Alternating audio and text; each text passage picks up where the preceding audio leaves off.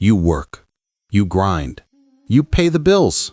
But have you ever just stopped and asked yourself, is my job pulling me closer to Jannah or slowly walking me toward Jahannam? And I'm not talking about the obvious sins like dealing drugs or running a casino. No, I'm talking about the jobs everyone claps for. The ones your parents brag about at family gatherings, the ones with neat desks, clean uniforms, and impressive titles on LinkedIn. That's Shaytan's smart game. He's not trying to make you throw your prayer mat in the trash tomorrow. He's trying to keep you somewhere that chips away at your deen, little by little, until one day you can't even remember when you stopped caring. Maybe it started with just one time you bent the rules. You tell yourself, it's not my decision, I'm just doing my job. Everybody does it. Shaytan loves that. He eats that for breakfast. Allah straight up told us in the Quran, do not cooperate in sin and aggression. Surah Al-5, Ayah 2. But Shaytan, he'll dress that sin up in a company logo, give you a team lunch, pat you on the back with a promotion, and you'll think, it's just work, right? So let's be real about the jobs that look fine on the outside, but have Shaytan sitting in the corner office. Let's start with one that's everywhere, that so many Muslims don't even blink at anymore, even though Allah literally declared war on it. Number 1, the interest machine. You know how some jobs sound fancy, safe, respectable? Banking, finance, loan officer, mortgage consultant, credit card representative. Sounds legit, right? Until you remember, this isn't just numbers and paper, this is Riba. And Allah didn't just warn about Riba. He declared war on it. Allah declared war against it, not just strongly discouraged it, not a be careful warning, a war. Then He told us clearly in the Quran, then be informed of a war from Allah and His Messenger. Surah Al-Baqarah, Ayah 279. That's the only sin in the Quran described with that wording. Think about that for a second. A war you cannot win. And yet, how many of us sit at desks every day pushing loans we know will drown people in debt? How many customer service calls are just convincing someone to take a credit card they can't afford? How many emails go out promoting buy now, pay later schemes dressed up as financial freedom? Here's what most people don't want to face. The Prophets ﷺ cursed. The one who takes riba, the one who gives it, the one who records it, and even those who witness it. He said, they're all the same in sin. Meaning, even if you're just doing paperwork or just processing the contract, you're on the list. I've seen brothers say, it's not me, I'm just the middleman. But that's exactly the point. The system cannot run without the middleman. Shaytan loves that excuse because it keeps you in the chair, doing the job, cashing the check, and ignoring the damage. And if you've ever seen someone crushed under debt, you know, it's not just numbers, it's families breaking, it's people skipping meals, it's mental health falling apart, and you, with your neat desk and polite smile, might be part of that chain. I'm not saying this to throw stones, I'm saying it because Allah's war isn't worth any paycheck. And the scariest part? Once your rizq comes from riba long enough, you stop even feeling that it's wrong. That numbness? That's when Shaytan has you exactly where he wants you. Number 2, selling illusions. Ever notice how ads never show the truth? The burger drips perfectly on screen, but you know it never looks like that in real life. The perfume commercial makes it seem like one spray will solve your loneliness. The influencer review? Basically a paid script. And behind all of that, real people in real jobs are making a living off making falsehood look pretty. You might think, it's just marketing. That's how the game works. Yes, and that's why Shaytan loves it. Because it's not just about selling a product, it's about shaping desires, convincing people they are incomplete until they buy, beautifying what Allah calls ugly, hiding the harm, hyping the fake. The Quran says clearly, do not mix the truth with falsehood or conceal the truth while you know it. But this industry thrives on mixing a little truth with a lot of spin. I've seen brothers editing photos to make models look like porcelain dolls, then going home to pray Isha as if nothing happened. I've seen sisters managing ad campaigns for brands that sell shamelessness, telling themselves, it's just a job, I'm not the one wearing it. But if your work makes someone else desire haram, you're part of the chain. And it's not just fashion or beauty, it's everything fake. Limited time deals that never end. Insurance policies dressed up as protection but designed to deny payouts. Political PR teams twisting words until lies feel comforting. The Prophet, peace be upon him, warned us about those who deceive others, saying, whoever deceives us is not one of us. That's not light language. It's a complete rejection of the idea that deception can ever be just business. Shaytan doesn't care if you're not drinking, not gambling, not stealing. If you can make those things look cool, desirable, and harmless, you're still doing his job for him. And if you've ever been in marketing, you know, the best lie is the one that almost feels true. Number 3. Entertainment that glorifies sin. Some jobs don't just show haram, they turn it into entertainment. Music videos that dress sin up like romance. Netflix shows where sleeping around is just character development. Stand-up comedy that gets the biggest laughs by mocking Allah's deen. And behind every one of those, there's a team. Producers, writers, editors, camera crew, makeup artists, social media managers, influencers collaborating for clout. People with job titles that sound creative and harmless, but whose work is literally to make sin look fun, easy, and consequence-free. Here's the thing, entertainment is powerful. It doesn't lecture you, it just normalizes things.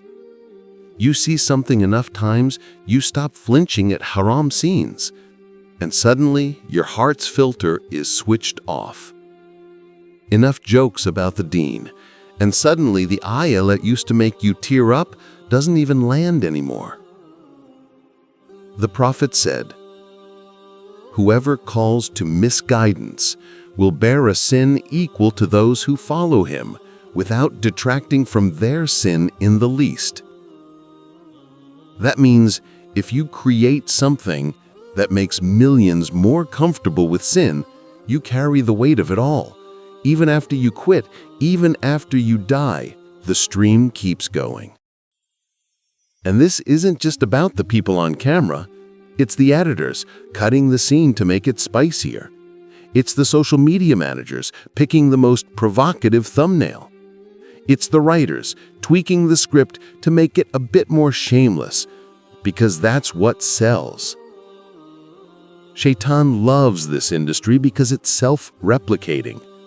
You don't just sin, you plant seeds.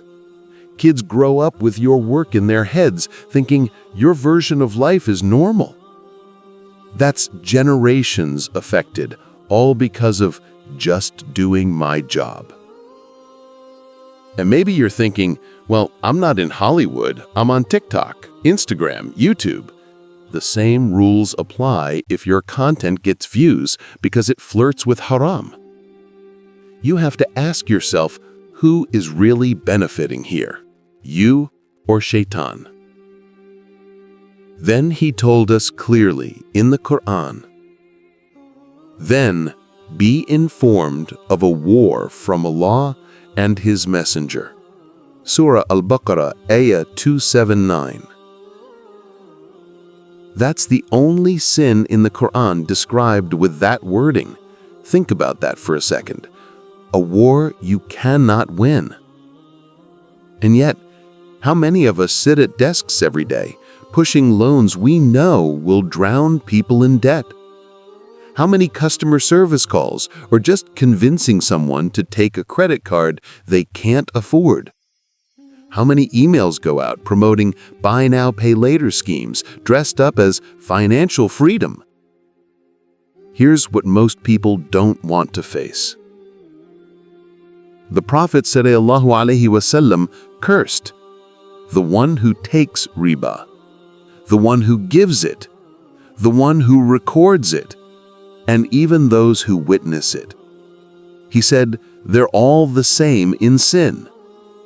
Meaning, even if you're just doing paperwork or just processing the contract, you're on the list. Number 4. Selling what Allah forbids. Don't just sit near sin, you become part of the chain that delivers it. The bartender pouring alcohol, the cashier ringing up lottery tickets, the Uber Eats driver handing over a six-pack, the retail worker stacking shelves with pork sausages. Every single one of those transactions, you are part of it. You might not be the one drinking, gambling, or eating it, but you are the link that makes it possible. Allah says clearly in the Quran, "Do not help one another in sin and aggression." Not, don't commit it, but don't help it. The Prophet, peace be upon him, was even more direct. Allah has cursed alcohol, the one who drinks it, the one who serves it, the one who sells it, the one who buys it, the one who squeezes it, the one for whom it is squeezed, the one who carries it, and the one to whom it is carried. Basically, if your hands are anywhere in the process, you're in. Shaytan loves these jobs because they are the easiest to excuse. I'm just the cashier. I don't own the shop. I'm just delivering it. It's not mine. I'm just following orders. But sin doesn't move through society by itself. It needs runners, carriers, sellers. The whole chain keeps spinning because each person tells themselves, I'm not really involved. I've seen brothers quit jobs at liquor stores, knowing it meant less income, yet sleep better that night than they had in months. I've seen sisters walk away from big commissions in fashion retail because the brand was all about revealing designs, and Allah replaced that risk with something cleaner and more blessed. Money might come fast, but if it's soaked in haram, it doesn't bless your life. Sometimes it burns slowly, sometimes all at once. And when Shaytan sees you trading obedience for a paycheck, he'll make sure that paycheck feels harder and harder to walk away from. Number 5. The modesty destroyer. Some jobs don't just sell clothes, makeup, or aesthetics. They sell the slow death of haya, modesty. The fashion brand where the entire marketing pitch is skin. The modeling agency that claims modest wear but still instructs models to pose suggestively. The photography studio that edits until the person barely looks human. And then there's the everyday work. The retail worker told to recommend the more revealing dress. The makeup artist booked to glam someone up for a haram event. The social media manager planning posts designed to grab attention by crossing the line. Here's the truth. You don't have to wear it to be part of spreading it. You just have to be in the system that makes shamelessness the standard. And in 2025, that system is everywhere. TikTok, Instagram, billboards, even the ads that pop up before your Islamic lecture on YouTube. The Prophet ﷺ said, "Every religion has a distinct characteristic, and the distinct characteristic of Islam is modesty." He also said, "If you have no shame, do whatever you wish." Modesty isn't just about clothing. It's about the atmosphere you create. Shaytan loves jobs like this because they reprogram what people think is normal. The more you see it, the more you stop noticing. And when you stop noticing, you stop guarding. And when you stop guarding, the heart gets weaker. long before the clothes get shorter. Even if you're not in the industry, you've probably felt it. That awkward moment when you scroll past a revealing post, but your finger hesitates before swiping. The quiet voice in your head whispers, "It's just fashion. Everyone posts like this." That's desensitization creeping in. The same desensitization these industries rely on. Some people think, I'm just earning halal money in a haram environment. But environments shape hearts.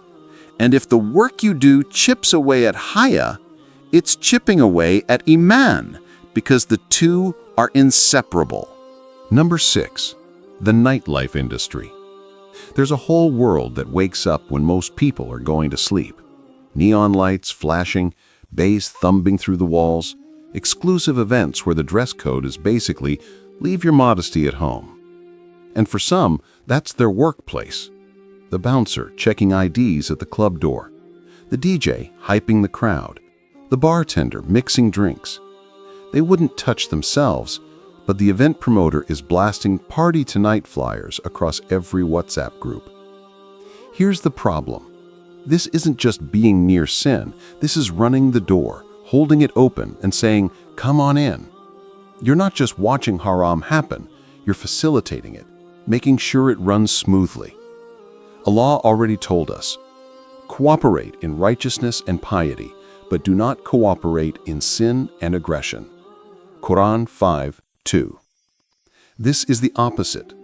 And Shaytan loves these jobs because they look like fun work. Good vibes, easy tips, free drinks, networking. But strip away the music and the lights, and it's a machine that runs on zina, alcohol, drugs, and people forgetting Allah completely. I've met brothers who took security jobs at just a lounge, but every night they watched people stumble out drunk. I've met sisters who worked for just an events company, but their entire calendar was weddings where the deen was drowned out by music and mixed dancing until Fajr. The Prophet said, "A person will be with those whom he loves." Spend enough time in these environments, even if you're not participating, and your heart starts sinking with the crowd's beat. You stop flinching. You stop feeling out of place. That's when the real damage happens. Nightlife work doesn't just pay in cash. It pays in habits, lowered standards, and a quiet distance from Allah. You don't even notice the erosion building. And by the time you do notice, you're too deep to hear anything but the music. Number 7. Power without accountability. Some jobs don't just give you authority, they give you the power to change lives with a single decision. Police officers, immigration officials, managers, politicians, community leaders. And with that kind of power, Shaytan doesn't have to work hard. All he needs is one whisper. Suddenly, bribes feel like gifts. Favoritism feels like helping a friend. Cutting someone down feels like just doing my job. The Prophet ﷺ did not mince words. A ruler who rules over people and dies while cheating them, Allah will forbid paradise for him. This is not light. You will have to answer for it. It's close to you, tangible and real. I've seen it firsthand. The manager who uses their position to humiliate those under them. The officer who lets a guilty man walk because he received cash. The government worker who delays paperwork for months unless you know someone. Shaytan loves these jobs because the sin feels justified. I've worked hard to be here. They need to respect the chain of command. If I don't take the bribe, someone else will. He wraps injustice in pride, greed, and ego until you cannot tell the difference between authority and oppression. And the scariest part? The bigger your reach, the bigger the harm. When you abuse power, you're not just hurting one person, you're creating a ripple. Families suffer, communities lose trust, corruption becomes normal. Every single effect is counted on your scale. The Prophet ﷺ warned, "The most beloved to Allah on the Day of Judgment will be the just leader." and the most hated to Allah will be the tyrannical leader. It's not the position that's the problem. It's when the position becomes a throne for your nafs instead of a platform for justice. Once Shaytan sits in your office chair, the whole building starts to rot. And here's the part that hurts the most. Nowadays, many of us don't even question these things. We don't ask, is this halal? Does this please Allah? Will this follow me into my grave? We only ask, how much does it pay? We've been sold the idea that earning a living automatically means winning. But not every paycheck is a blessing. Some paychecks are a rope, and every month you pull it tighter around your own neck. It's wild, isn't it? Our grandparents, even if they weren't scholars, feared haram income like fire. Now, many of us would sign the contract first and Google later, is this haram, if we even bother to Google it at all. And that's exactly what Shaytan wants. He doesn't need you to love sin. He just needs you to love money enough to ignore it, to stop asking questions, to say it's just a job until the day you stand before Allah and realize it was never just anything. The Prophet ﷺ said, "A time will come when people will not care about how they earn their money, whether it is halal or haram." We are living in that time. And if you're hearing this right now, it's not to shame you, it's to remind you, money can feed your family, but it can also fuel the fire. I know leaving a job is scary. I know halal options sometimes pay less, but I also know what Allah promises. Whoever fears Allah, He will make a way out for them and provide for them from sources they could never imagine. This is not just theory, it's a guarantee. So maybe tonight, before you go to bed, ask yourself one question. If my Rizq was a guest in my home, would it feel clean enough to invite the angels in? If this message reaches you at the right time, drop in the comments, "Ya Allah, bless me with halal Rizq that brings me closer to you." Maybe your dua will inspire someone else to make theirs. Until then, guard your heart, guard your income, and remember, not every door that opens for you is from Allah. Some doors are opened by hands you don't want to hold. Assalamu alaikum wa rahmatullahi wa barakatuh.